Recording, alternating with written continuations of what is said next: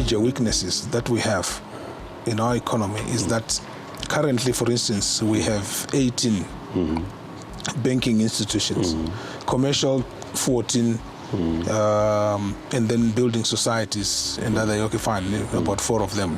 Okay. But if you look at the balance sheets of these institutions, you will find that they are very small. Okay. Yes, okay, in their own right, they're okay.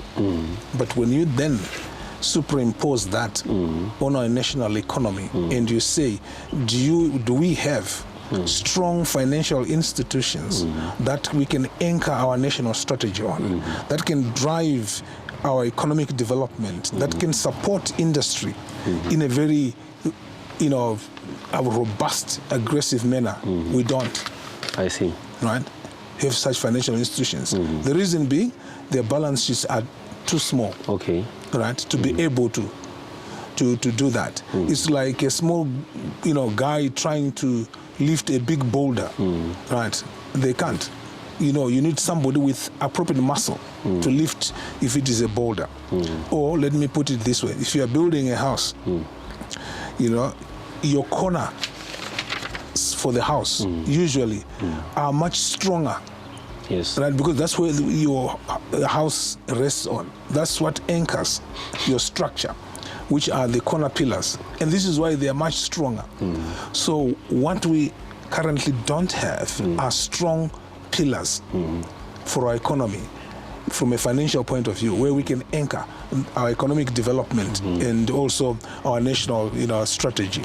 I see. And this is why the merger between CBZ, ZB, and First Mutual Life is a very important strategic move at a national level. Not just at institutional level, but at a national level, in the sense that it's going to create, a financial institution that has got a strong balance sheet to be able to anchor national strategy, national economic development, and support business in a big way. We want to create a very good, strong bank. That's a banking cluster. Want to create a very strong insurance, company. And insurance company comes in terms of long-term, medium to long-term mobilization of resources, through policies and a lot of other various instruments. Okay, and then we also want to create a very strong property company institution which can drive infrastructure development together with the insurance company in a big way. I see. Okay, so this is where I say strategically, because that's where we are saying for the economy, we need a very strong financial institution, a very strong, insurance institution, and a very strong, property development, which is infrastructure development company. Yes. Okay, and hence the amalgamation, the decision to say, if outside First Mutual is the largest insurance locally. I see. And that's strategic. I see. Yeah, you want to come together with other strong, partners to create a much stronger institution. I see. So that's why the decision was taken to say, for insurance and property, let's go for First Mutual. I see. For banking, which other bank is very strong, all right? Okay, it is ZB. If you look at the net asset value of banks, the top is CBZ. I see. The next is ZB. I think it has progressed fairly well so far. Obviously, we wished by this time we could have completed the process, but it's more complex than some of the ordinary transactions that we have seen in terms of joint ventures or in terms of acquisitions. Okay. Because this is involving 3 big national institutions on our local scene, and each one of them with quite a number of various industries to be able to look at, or portfolios to look at. I see. It's not just banking. Right? You've got banking, you've got insurance, you've got properties, you've got asset management, portfolios to be able to look at. So you've got quite a good number of various portfolios to look at in all these, institutions that we are talking about. I see. Okay. But it has gone reasonably well so far, and we're just waiting now for the final approval, from Competition and Tariffs Commission, which we are hopeful and confident that we should be able to get it, given the strategic importance of this transaction, right, to the nation. Not just to the institutions themselves, but to the nation, and to our national development. And especially as we now begin to think about NDS2. NDS 1 next year is coming to an end. We're now thinking about NDS 2, which takes us to 2030. And in terms of our national vision, of an upper middle income economy, we are now beginning to see how do we basically strategically position ourselves and build institutions that can then support and drive that national vision of 2030. We're happy, fine, that this transaction, we should see it through by end of this year. That's the first thing. And secondly, that government is happy with the transaction, and to maintain this institution is a private institution, because all these three are private. Yeah, sure. Institutions. Okay, they're not public institutions, and government is happy and is agreed with other shareholders to maintain. And in fact, government is not even the major shareholder. A lot of people out there have got a misunderstanding to think that government is the major shareholder, even in CBZ. Yeah, sure. Right? No, it's not. It's not the major shareholder. There are bigger shareholders than government itself. But government is the key shareholder in the process, and it's because we work very closely together, and it's one of those institutions that really anchor and support government initiatives. And this is why it's important. So government is quite happy. It's in fact, it should measure out, as I say, if you end up with a 10% of an elephant rather than 100% of a chicken, you are much stronger. Shareholders may want to trade their shares. Yeah, sure. Okay. Yeah, sure. Yeah, and that's what they do. That's what shareholders do, on the stock exchange. So it will depend on the positioning that each particular shareholder would like for their shares. I see. Okay, we don't decide that. I see. Each shareholder has to decide. Okay, to say how do they want to position themselves. I see. Do they want to remain with 10%, to remain with 8%, and then dispose others? Okay, depending on why they may want to dispose or other, to harvest and reap some of the benefits out of the major itself. Okay, do they want to increase by possibly, buying more shares from other minority shareholders? That is up to shareholders to decide exactly how they would like to play the game. So government is currently in CBZ. Yes. It's around about 18%. 18%. Yes, that's the largest shareholder. The largest shareholder in CBZ at this point in time. Okay, there are about two of them, almost right. Okay, it's you've got NASA, and you also have Akribos. In there. So those are the two largest shareholders in there. Okay. And NASA, remember, NASA is pension for Zimbabweans. Yes. So it's not government. Yeah, of course. Yeah, sure. Yeah. So that's why there's a separate shareholding between NASA stands as NASA. Yes. Because those are pensions for all employees, I see. right? I see. Public, private, whatever. So it's for Zimbabwe, pensions for Zimbabweans. I see. And a lot of people tend to mistake, that and confuse and think that, whatever shareholding that is held by NASA in any given company, it's government shareholding. It's not a government shareholding. Sure. Those are people's pensions. And that's why it must be protected very well, and to ensure that people are not prejudiced of their future social security. Through their pensions. We're coming together, we result in a very strong institution, right? With a good balance sheet to be able to, one, mobilize good resources, command good,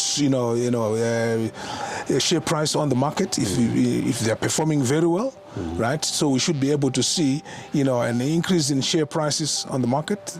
We should be able to see a very strong institution with a very strong balance sheet and enabling them to be able to marshal resources or to mobilize the resources.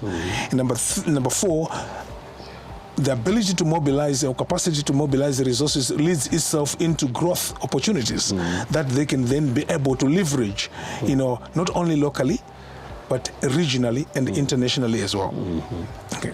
So those are the benefits that will accrue to these institutions and through the institutions to the shareholders. As I say, the shareholders will now own institutions that have got good standing, very strong, robust, with sustainable and able to grow the shareholder value at the end of the day. I see. Good. As separate institutions, they are in strong positions, right? As they are.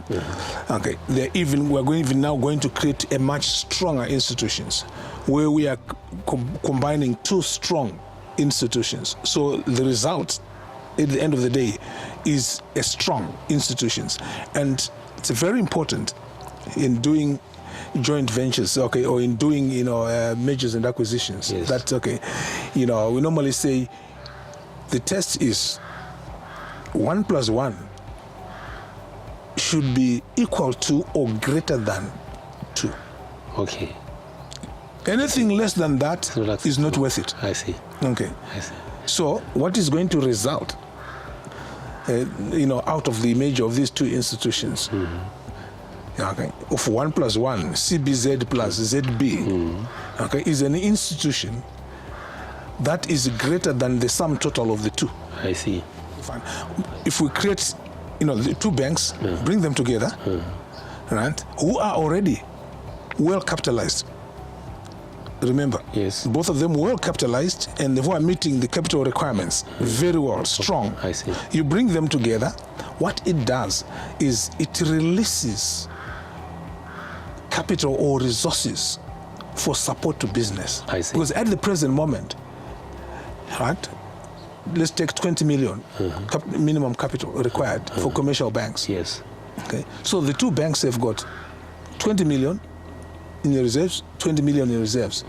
But it's more than that in there. But I'm just giving you the minimum requirement as an example. Yeah, sure. Right? So they already meet those minimum requirements. I see. Okay? Which means both of them have set aside 20 million. If they combine and form one institution, I see. You are releasing the other 20 million for on lending, for support to the business. I see. When the transaction is completed, there will be one bank. I see. Banking institutions. I see. If we get the approval I see. from CTC, and this is why we are saying to CTC, we are not, preferring a strategy where the two brands run parallel competitively in the market, because then that defeats the strategic intent or the purpose for coming together for the merger. Okay.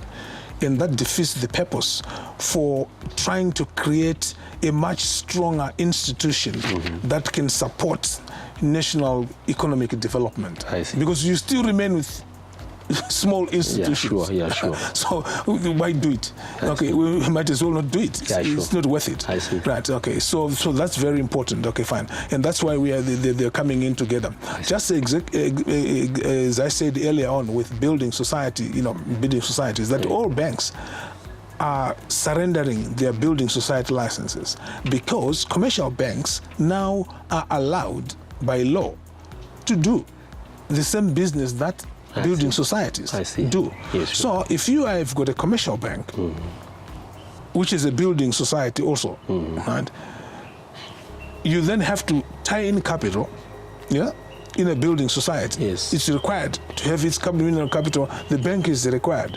The question is, why do it? Why are you doing it? You're just tying capital. Yeah, sure. It's sitting in the capital which you should be releasing for on lending to the economy. Yeah, sure. But it's now being tied in capital in institutions that are basically doing the same thing. I see. And in fact, they'll basically be competing amongst themselves. I see. So it doesn't make economic sense. It doesn't make business sense. It doesn't make strategic sense. So what's important is merge the commercial bank and the building society into one. I see. Okay, you do away with the building society license and you release the capital that is tied. I see. Okay, I see. For the building society, you then support the economy, and that's how we grow the economy. I see. We move together with our shareholders. Yes. They're the owners of the company, of the institutions. Yeah, sure. So that we can't leave them behind. For sure. And they have to approve Yes.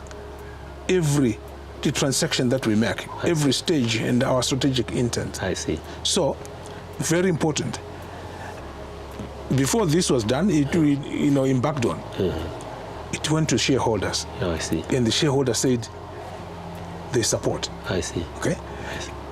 Once we've got all the necessary relevant approvals, and when we come up with even more finer details in terms of where we are going, we will consult with our shareholders. There are issues which our shareholders will need to say yes and tick and say yes, move in that direction. Yes, they are happy because they are the owners of the company and they have the right and to know and to approve exactly what the direction in which the company is going. I see. Okay, which is important. Yes, they trust the board of directors, whom they have appointed on their behalf to manage their institution in the manner they want. I see. Because it is theirs. Yes. Okay. If I put it in a very simplistic way, tiriwafudziwe ng'ombe. I see. Right? Muridziwe ng'ombe, the owner of cattle, is the one who says, this is what I want to do with my cattle. I see. This is what I want to see you doing with my cattle. I see. Because you are just the head boy. You are just the shepherd. You're just looking after my assets. That's what we are. This is why we are stewards. I see. Both management, board and management are stewards looking after the property on behalf of the owners. I see. So the owners give us the direction they would like, or if we have got ideas in terms of where we think we can grow their wealth, because all they want is, remember, owners are investors. Yeah, sure. And what they want is a good return on their investment. I see. So the directors and management will go back to the owners and say, we are suggesting that we move in this direction, and when we move in this direction and we do A, B, C, D, this is how your cake is going to grow. This is how your wealth is going to grow. I see. Right? So any strategy that grows shareholder value, protects shareholder value, and ensures that the value is not eroded but restored and grown. Yes. Shareholders have no problem because that's what they want. I see. If I've put in $10, right, and you come up as a director with a strategy that is going to give me $30 at the end of the day, I'll celebrate and I'll come back. I'll support you very well. And that's basically how we work together with the shareholders, all the various shareholders, by the way, because in any organization you have got, big shareholders, you've got small shareholders. I see. But what is critical and important is to be able to treat all shareholders the same, irrespective of how big they are, because they are all important.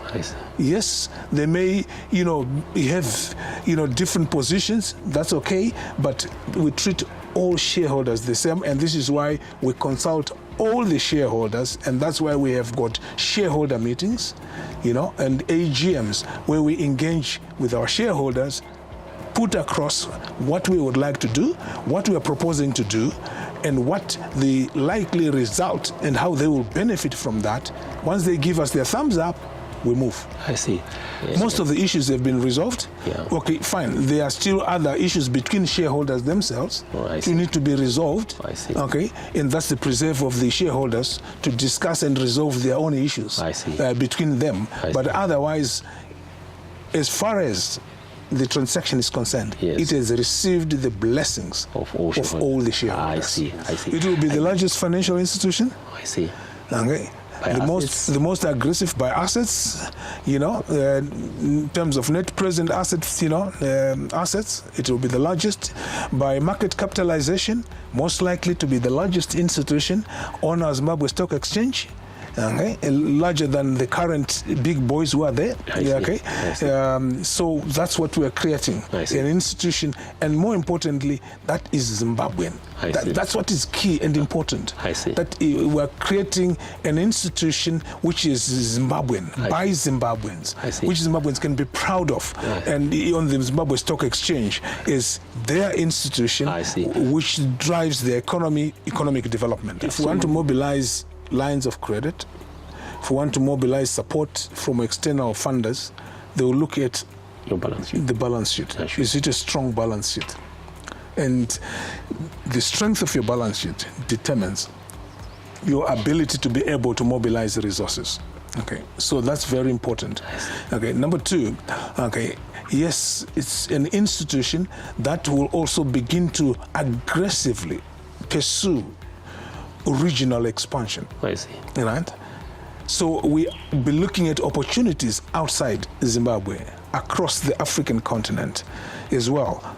And beyond that, globally, as we move along, okay, obviously it's in phases, but certainly on the African continent, very aggressive. Once it is consummated, it will move very fast and aggressively in terms of leveraging opportunities that are there on the African continent. And there are lots of opportunities. Currently, globally, Africa is one of the most, the continent that has got the highest growth rate at this point in time.